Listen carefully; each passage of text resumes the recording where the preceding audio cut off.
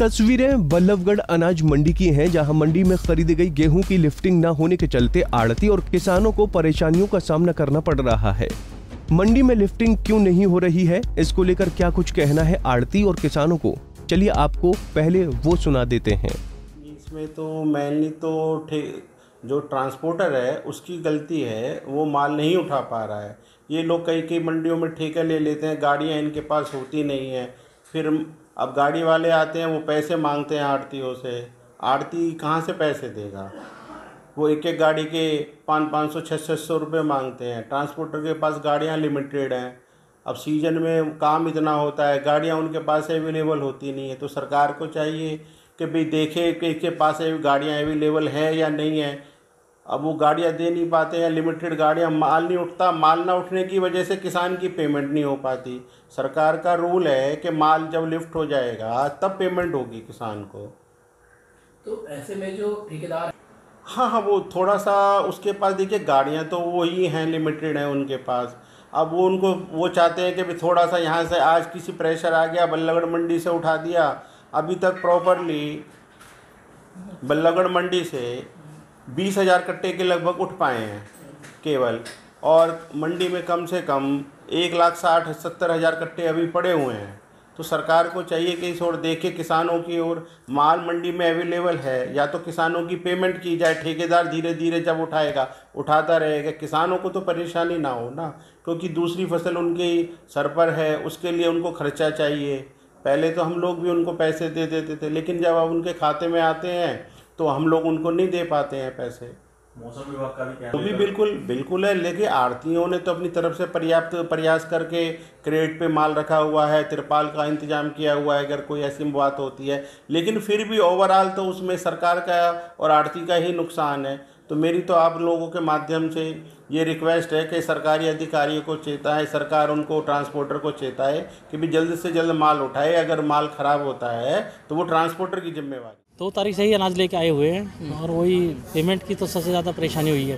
पैसे नहीं मिल पा रहे, और ये समझ में नहीं आ रहा पैसा क्यों नहीं मिल रहा। सरकार कहती है 17 घंटे में पैसे आ जाएंगे, लेकिन वो पैसे की ही समस्या चली हुई है सबसे ज़्यादा। आड़ती से बात करते हैं, वो कहते हैं जी हमारे पास, हम क्या करें, अभी आगे से गवर्नमेंट माल नहीं उठा रही। अब ये चीज़ का तो क्या वजह बता रहे हैं, क्यों आगे ये कारण? बस यही कह रहे हैं जी, अब ये माल उठेगा तभी पैसा आएगा। ये नेट गेहूँ यहाँ से जाएगा।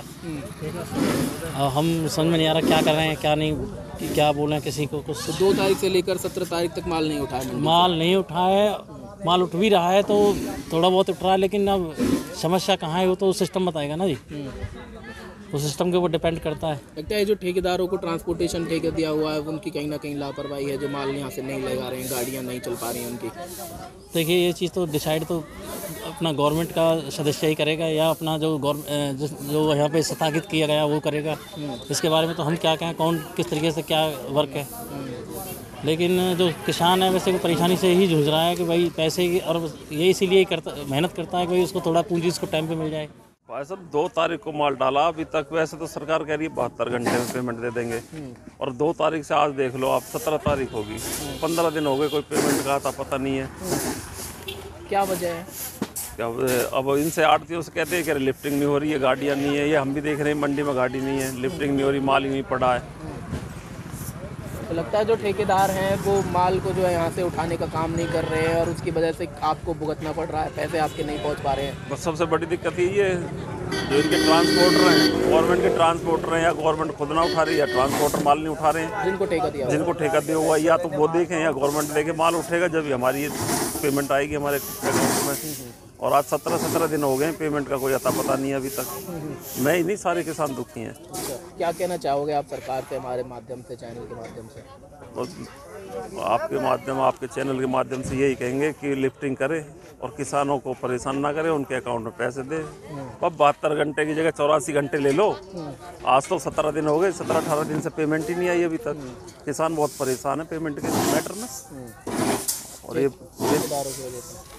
बट ठेकेदार लगा लो, गवर्नमेंट लगा लो, ये तो हमें नहीं पता आगे क्या प्रॉब्लम है, पर है तो ठेकेदारों की प्रॉब्लम ये। बता दें कि बल्लभगढ़ अनाज मंडी में अभी तक करीब 20,000 कट्टों की लिफ्टिंग हुई है। अभी भी मंडी में 2 लाख के करीब कट्टे रखे हुए हैं। ऐसे में किसानों को भी उनके बचे अनाज की राशि का भुगतान नहीं हो पा रहा है।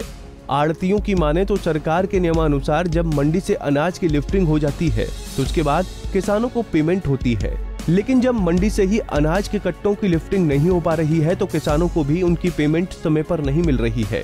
उन्होंने इसका जिम्मेदार ट्रांसपोर्ट को बताया है। उन्होंने कहा कि ट्रांसपोर्ट के पास पर्याप्त मात्रा में अनाज ढोने के वाहन नहीं है। उन्होंने बताया कि अनाज के लिफ्ट न होने के चलते मंडी में किसानों के द्वारा आने वाले अनाज के लिए भी पर्याप्त जगह नहीं बच रही है। ऐसे में प्रशासन को ट्रांसपोर्ट को लेकर विशेष ध्यान देने की जरूरत है। वहीं मंडी में अनाज लेकर आए किसानों ने बताया कि उनके गेहूं को बेचे हुए 17 दिन हो चुके हैं, लेकिन अभी तक भी भुगतान की राशि उनके खाते में नहीं आई है। मंडी से बेहद कम मात्रा में गेहूं का उठान हो रहा है।